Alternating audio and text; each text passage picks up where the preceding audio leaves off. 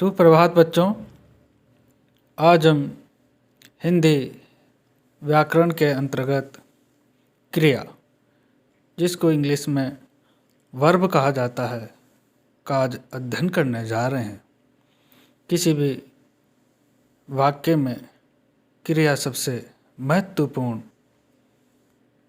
होती है। क्रिया के बिना कोई भी कार्य, कोई भी वाक्य संभव नहीं है। आइए अब हम क्रिया का अध्ययन करते हैं। अपने नोटबुक में पेन की सहायता से आप इसे लिख लें, ताकि इसको भविष्य में याद करने के लिए सुविधा रहे। क्रिया का अर्थ है करना। क्रिया के बिना कोई वाक्य पूर्ण नहीं होता। किसी वाक्य में कर्ता, कर्म तथा काल की गति भी क्रियापद के माध्यम से ही होती है। हिंदी भाषा की जननी संस्कृत, अर्थात हिंदी भाषा का जन्म संस्कृत भाषा से हुआ है तथा संस्कृत में क्रिया रूप को धातु कहते हैं। आपने संस्कृत में पट धातु, लिख धातु आदि पढ़े होंगे, तो वो क्रिया के रूप ही हैं। धातु, हिंदी क्रियापदों का मूल रूप ही धातु है। धातु में ना जोड़ने से हिंदी के क्रियापद बनते। जैसे हिंदी में संस्कृत के जो धातु रूप है, उनमें ना जोड़ दिया जाता है तो हिंदी की क्रिया बन जाती है। जैसे पढ़ प्लस ना बराबर पढ़ना, उठ प्लस ना उठना आदि। क्रिया के भेद या प्रकार। कर्म के आधार पर क्रिया शब्द का फल किस पर पड़ रहा है, वह किसे प्रभावित कर रहा है, इस आधार पर किया जाने वाला भेद क्रिया भेद के अंतर्गत आता है। इस आधार पर क्रिया के दो प्रमुख भेद होते हैं। आइए उनका अध्ययन करते हैं।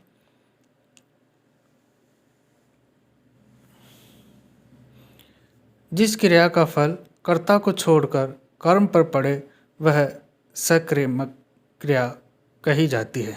जैसे बच्चा चित्र बना रहा है या गीता सितार बजा रही है। अब यदि प्रश्न किया जाए कि बच्चा क्या बना रहा है, तो उत्तर होगा कि चित्र। चित्र क्या है? कर्म। तथा गीता क्या बजा रही है, तो उत्तर होगा सितार।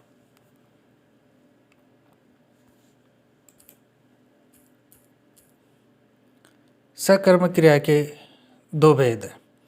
एक कर्मक क्रिया, जिस वाक्य में क्रिया के साथ एक कर्म प्रयुक्त हो, उसे एक कर्मक क्रिया कहते हैं।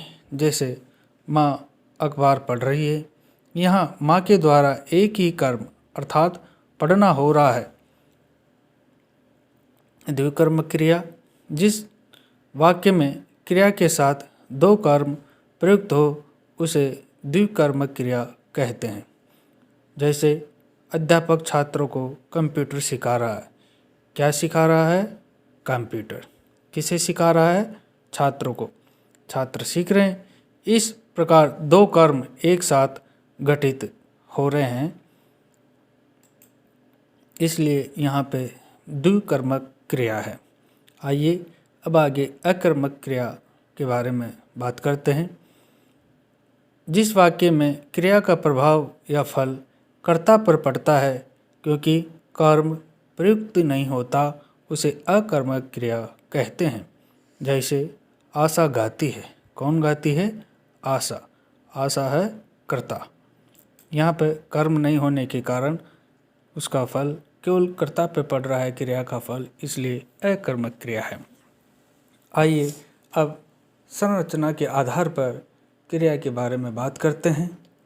संरचना के आधार पर क्रिया के प्रकार। वाक्य में क्रिया का प्रयोग कहाँ किया जा रहा है, किस रूप में किया जा रहा है, के आधार पर किया जाने वाला भेद संरचना के आधार पर कहलाते हैं। इसके 5 प्रकार हैं। पहला है संयुक्त क्रिया। जब दो या दो से अधिक भिन्न अर्थ रखने वाली क्रियाओं का मेल हो उसे संयुक्त क्रिया कहते हैं। जैसे अतिथि आ गए हैं, स्वागत करो। इस वाक्य में आ गए हैं मुख्य क्रिया है तथा स्वागत करो सहायक क्रिया है। इस प्रकार मुख्य एवं सहायक क्रिया दोनों का संयोग है, अतः इसे संयुक्त क्रिया कहते हैं। मुख्य क्रिया के साथ सहायक क्रिया एक से अधिक भी हो सकती है। अब आगे हैं नाम धातु क्रिया। संज्ञा, सर्वनाम, विशेषण, शब्द धातु की तरह प्रयुक्त होते हैं, उन्हें नाम धातु क्रिया कहते हैं। और जब इन नाम धातु शब्दों में जब प्रत्यय लगाकर क्रिया का निर्माण किया जाता है तब वे नाम धातु क्रिया कहलाते हैं। जैसे हाथ, हाथ एक संज्ञा है और संज्ञा से नाम धातु क्रिया बनती है हत्या और क्रिया बनती है हत्याना। सूखा विशेषण है, सूखा नाम धातु है और सुखाना क्रिया है। अपना सर्वनाम है और अपना से क्रिया बनती है अपनाना। आइए आगे बात करते हैं प्रेरणार्थक क्रिया, जिसको इंग्लिश में कॉजेटिव वर्ब भी कहते हैं। जब कर्ता स्वयं कार्य न कर किसी दूसरे को प्रेरित करे या करवाए उसे प्रेरणार्थक क्रिया कहते हैं। अर्थात इसमें मुख्य जो कर्ता होता है वो स्वयं काम नहीं करता है, दूसरे से काम करवाता है। इसमें वर्तमान काल में वाता और भूतकाल में वाया और भविष्य काल में वाएगा क्रिया के पीछे जुड़ा हुआ होता है। जैसे सरपंच ने गांव में तालाब बनवाया। इसमें सरपंच ने स्वयं कार्य नहीं किया बल्कि अन्य लोगों को प्रेरित कर उनसे तालाब का निर्माण करवाया, अतः यहाँ प्रेरणार्थक क्रिया है।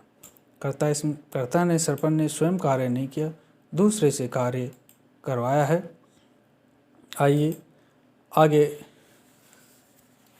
बात करते हैं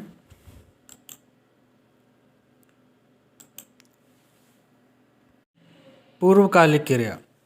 जब किसी वाक्य में दो क्रिया प्रयुक्त हुई हो तथा उनमें से एक क्रिया दूसरी क्रिया से पहले संपन्न हुई हो तो पहले संपन्न होने वाली क्रिया पूर्वकालिक क्रिया कहलाती है। इन वाक्यों पर, इन क्रियाओं पर लिंग, वचन, पुरुष, काल आदि का कोई प्रभाव नहीं पड़ता। यह अव्यय तथा क्रिया विशेषण के रूप में प्रयुक्त होती है। मूल धातु में कर लगाने से सामान्य क्रिया को पूर्वकालिक क्रिया का रूप दिया जा सकता है। जैसे कोई वाक्य बनाइए बच्चों। राम खेलकर पढ़ने बैठेगा। दूसरा वाक्य, वह पढ़कर सो गया। इन वाक्यों में खेल मूल धातु प्लस कर एवं पढ़कर कैसे बना है? पढ़ मूल धातु है और इसमें कर जोड़ा गया है। इस तरह से पूर्वकालिक क्रिया कहलाएगी। पूर्वकालिक क्रिया का एक रूप तात्कालिक क्रिया भी है। इसमें एक क्रिया के समाप्त होते ही तत्काल दूसरी क्रिया घटित होती तथा धातु में ते से इस क्रिया जोड़कर इस क्रियापद का निर्माण किया जाता है। जैसे पुलिस के आते ही चोर भाग गया। और इसमें आते ही तात्कालिक क्रिया है। इस तरह से हमने क्रिया के बारे में अध्ययन किया। क्रिया के अध्ययन के बाद आपके लिए एक जांच पत्रक दिया गया है। इस जांच पत्र के उत्तर भर करके आप अपने याद की गई क्रिया का स्वयं परख ले सकते हैं। धन्यवाद।